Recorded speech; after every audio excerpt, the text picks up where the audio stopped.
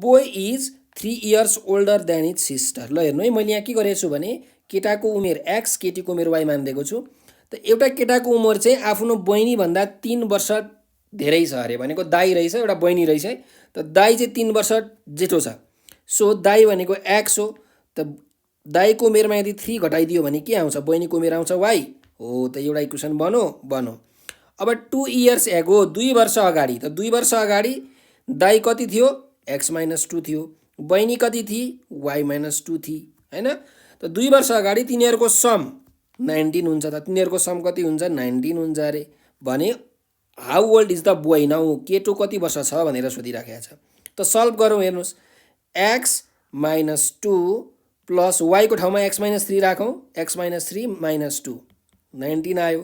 त 2x = 19 plus 2 plus 3 plus 2 भनेको 2x = 19 20 21 21 मा 5 जोड्दा 26। त x को भ्यालु कति आयो? 13। त केटो रहेछ 13 वर्षको। अप्सन नम्बर 1 करेक्ट भयो।